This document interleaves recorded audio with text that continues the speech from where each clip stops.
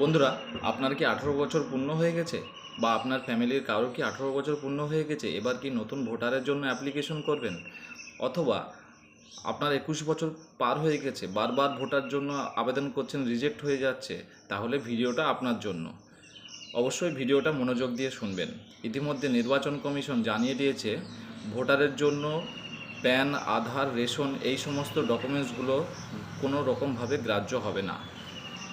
এখন আসা যাক, বর্তমান সময়ে ভোটার লিস্টে নাম তুলতে গেলে আপনার কি কি ডকুমেন্টসের প্রয়োজন। সর্বপ্রথম আপনাকে একটা পাসপোর্ট সাইজের ফটো লাগবে। দ্বিতীয়ত এজ প্রুফ এবং অ্যাড্রেস প্রুফ। এজ প্রুফে আপনি দেবেন জন্মের সার্টিফিকেট অথবা মাধ্যমিকের অ্যাডমিট কার্ড অথবা স্কুল সার্টিফিকেট অথবা ইন্ডিয়ান পাসপোর্ট, এই সমস্ত কাগজগুলো দেবেন। প্যান, আধার এই সমস্ত কাগজগুলো দেবেন না, দিলে বারবার রিজেক্ট হয়ে যাবে।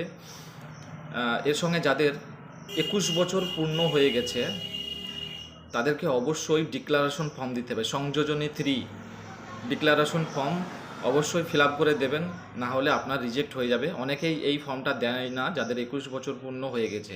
21 বছরের বেশি বয়স হয়ে গেছে, এখনও ভোটার কার্ড হয়নি, তারা অবশ্যই ডিক্লারেশন ফর্মটা দেবেন।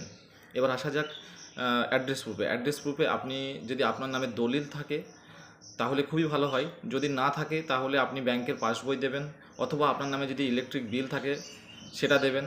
যদি না থাকে তাহলে আপনার বাবার নামে যে ইলেকট্রিক বিলটা আছে বাড়িতে, সেই বিলের কাগজটা দেবেন, অথবা আপনার বাবার নামে যে দলিলটা আছে সেটাও দিতে পারেন। যদি এগুলো কিছুই না থাকে তাহলে আপনি একটা বাসিন্দার সার্টিফিকেট তুলতে পারেন, সেটা পঞ্চায়েত থেকে হোক, বিডিও থেকে হোক বা এসডিও থেকে হোক। এবং বলি, এই অ্যাড্রেস প্রুফের সঙ্গে সকলের তার বাবা এবং মায়ের ভোটার কার্ডটা অবশ্যই অ্যাটাচ করবেন। এটা অনেকেই করে না, এটা না করলে আপনার ফর্মটি রিজেক্ট হবে। আপনি সমস্ত কাগজগুলো নিয়ম মেনে ফিল আপ করুন, আপনার এক চান্সে ভোটার কার্ড হয়ে যাবে, আপনার রিজেক্ট হবে না। ভিডিওটা ভালো লাগলে শেয়ার করবেন, লাইক করবেন।